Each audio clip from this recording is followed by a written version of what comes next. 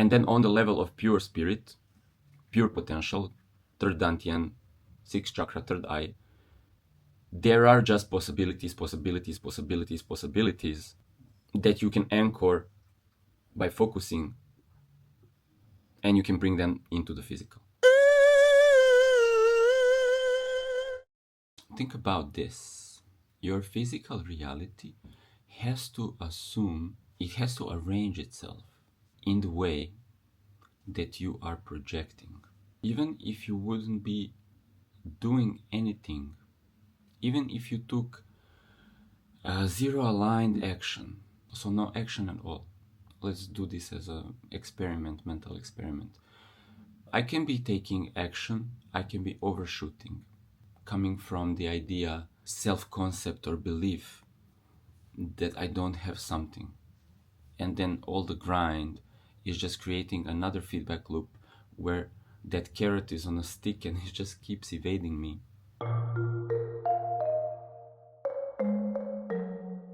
And I could be aligning my self-concept, that action of picking that carrot is effortless.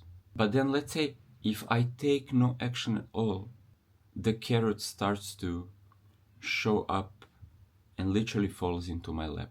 This is how little action you actually need to take from your first person immersion avatar, because on another level, which is not licking, touching, smelling, walking, jumping in the reality construct, you are the constructor of the reality construct. So your consciousness at the same time creating the entire scenery, and then creating your first person avatar inside of that scenery, and then experiencing yourself as that human or other type of vehicle where you're interfacing with your environment. First, when you're interfacing with your environment, you need to start to reference the physical reality as real, because to your body, you will bump into a wall. You have to know where the door is so you can open the door. And this is so even in many reality constructs. You need a portal, because the structure of that reality is defined, and then to enter that structure you need a portal, and then you go through that, and then you are in a different room. But all these rooms, all these dimensions, they are simply constructs that at the same time you are projecting. Now, you might not be conscious when you are in the first person immersion that you are constructing the reality around you, because it is your subconscious or superconscious, so it's another part of your consciousness that is doing this work, that is computing that. Otherwise, that computation of how your reality is structured would be too big for you to do at the same time. So you compartmentalize. There's a computer running the reality. There is automation of how your puppet walks and talks, your subconscious automation. And then automatically you can be in the game-like experience, virtual reality, that you are going around, jumping around, asking somebody how they're doing. They say, how are you doing? I say, how are you doing? And it's easier to leave things to the subconscious, and it's easier to leave things to the superconscious in order for you to be able to be focused on what you're currently licking, touching, smelling. But the matter of fact is that current version of reality that you're licking, touching, and smelling is a feedback loop that is creating continuity with your previous experience, so you can play. So you can play inside of it. Is the purpose of your play to evolve? You could say evolving while you're playing, while you're interfacing reality feedback loops, and you are evolving. This is not the purpose. Evolution is just inherent, because as you play, you will satisfy your play, and then the feedback loop will advance, give you a different reality structure, which you will then correspond with, interact with. The purpose is just to play the game and have the experience. This is the ultimate purpose. It's just the experience. In the experience, you are learning, and that's just inherent to your experience. Feedback loops are updating, reality is evolving, and your understanding of yourself and reality is evolving. That's just another plus product of you experiencing. So let's rewind to what I've said. If I'm, first of all, learning how to walk and not hit the walls and find where the doors are in this physical reality construct, and the physical reality construct, call it 3D, is my reference. I'm just consciousness driving a baby body, a baby vehicle. I have to learn how to navigate it, and there's now a bunch of people who are bigger than me and they're adults and they use language, and so I'm just emulating, picking up sequences, recording them to my automation, to my subconscious, so my vehicle can have different modes of expressing, interfacing with reality, environments, and objects. And then I learn how to control different objects. I can pick up things, I can put them in my mouth, I can smell them, lick them, touch them, as I said. Now I'm a little bit more grown up. I can handle even a phone, I can handle a car, I can handle most of the things that this environment presents me. Now, can I handle everything? Do I know how to code in Python? Not really. Not this version of me. This unique vehicle of consciousness, this body, this individuality, is entrained with certain unique types of sequences that are adding to the collective diversity. I develop some kind of talent, how I know to control different objects, how I know how to manipulate different reality constructs that are unique to me as an individual. And these are my talents, these are my gifts, and you have your own. And every individual have their own. So what I've said about the carrot on a stick, if I'm purely then referencing the physical reality construct as what is telling me where I'm getting the information, where is the carrot? Well, the carrot is on a stick, hanging on a stick. When I run to get the carrot, the stick is connected right to my, so it's always escaping me. The carrot's always escaping me. So I say, is there a faster way or a more easier way? Because I see here that if I'm running after the physical reality, that reality escapes me. It's almost creating this feedback loop.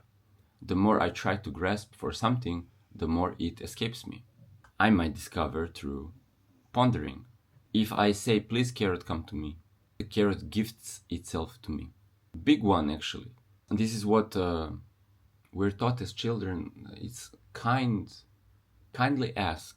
Kindly asking for the carrot. Now guys, this is so simple, we might overlook it. It's crazy. Kindly asking to receive whatever it is that your heart desires makes it so, it's mind-blowing. Mind-blowing. Why is this mind-blowing? That kindly asking for the carrot to give itself to you creates a reality where the carrot, from their own free will, comes to you and says, hey, here I am. Lick me, touch me, smell me, eat me, use me for whatever your heart desires. Why is this so? Why is this also mind-blowing? If we are informed by the carrot running away from us, purely the physical render of reality, and we're baby-like in this reality, we might start to devise many type of ways, mental strategies, how to get the carrot. And then you create trading strategies, sales strategies, different kind of ideas, traps, schemes, plots, in order to reference the carrot. Our intellect develops, but still in the 3D, referencing physical reality as it is. And now we think we need to do A, B, C, D, E, F, G, H, I, J, K, L to get the C, the carrot. And it becomes a very complex computing. And then this computing is mind-blown. It's shredded to pieces, to shrapnels. It's like...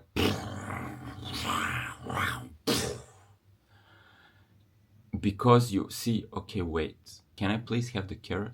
Here you go. And the mental device, the programming, is like, no. Why do I know everything that I know? How can this be so simple? It's almost like that I, then the mind, schemer, plotter, thinker, intellectual, I become futile. Why did I learn? Why did I go to school? I got a master's degree, PhD in chasing carrots, and now I don't want to give that up. I'm a purposeful little computer. Now you're saying to me that I can ask the carrot, kindly come to me, carrot, and the carrot surrenders itself to me. It makes the intellect obsolete. And why it is so? Because you're simply going from one level of perceiving and interfacing reality, pure physicality, or your third chakra, physical identity, I am this body, you're going to your anahata, ask and it is given, kindly ask and it is given. Now you're more evolved. Now the whole reality operating system is not what it used to be. And just give me a minute here because I'm gonna take this up the elevator. Now the paradigm of reality is ask kindly and the carrots come. There's a better way. There's a way to think less, run after the carrot less, do it with ease and grace and kindness, and it's a different frequency, different level of organization of reality.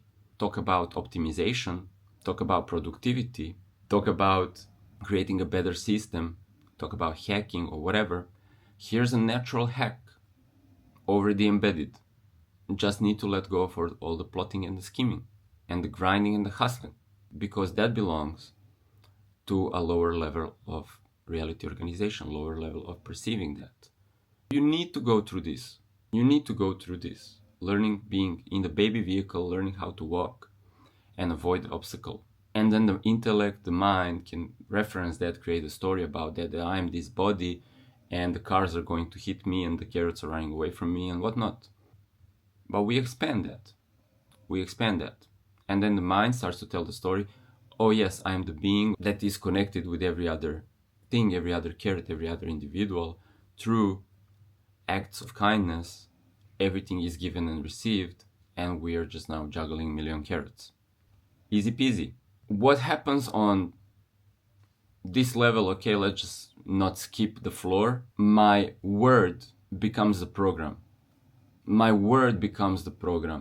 I start to notice on this level of your throat chakra that as I communicate, that actually the words are creating the matrix. I don't want to say things that are not really integral to my heart, to my spirit, to my body. I want to use my word with purpose, caution, reserve it when unnecessary, because the words are creating informational stream that then becomes also physicality. So we are descending into physicality and then we are growing up, ascending back into spirit. And then on the level of pure spirit, pure potential, third dantian, sixth chakra, third eye, there are just possibilities that you can anchor by focusing, and you can bring them into the physical. On that level, no even speaking, no even asking, because you're emulating what you're saying, what you're feeling, what you're asking, what your kindness is, what your relationship to the carrot is. Because on this level, you're just consciousness and you're seeing yourself in your imagination as the carrot. You're seeing yourself in your imagination as the avatar puppet. You're seeing yourself in the imagination as the exterior world, this room. On this level of pure potential, there's no duality. There's no person running after the carrot. There's no even person, there's no even carrot.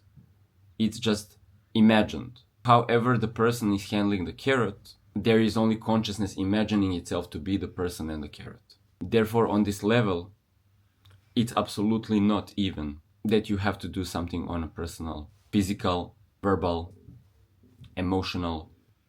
You imagine that. You're not this talking head, you're consciousness. Imagining a talking head eating a carrot. Having some 5 tentacles holding the carrot, eating the carrot. As you imagine that, the body may follow that action. The hand's gonna pick up the carrot and the head is gonna chew. What's up, chief? What's up, doc? But on that level, if you don't do the action, if you even deny the physical body and the carrot from even interacting, and you just eat the carrot in your imagination, And you imagine physical body absorbing the carrot and whatever vitamins or whatever that there are in the carrot. These vitamins are created from your imagination, from pure consciousness. And then the body that is imagination of pure consciousness absorbs these imaginary vitamins, and then you are nourished. However you need things to happen, they can be organized. So not even action is required. Not even talking, not even emoting, not even moving. Think about that.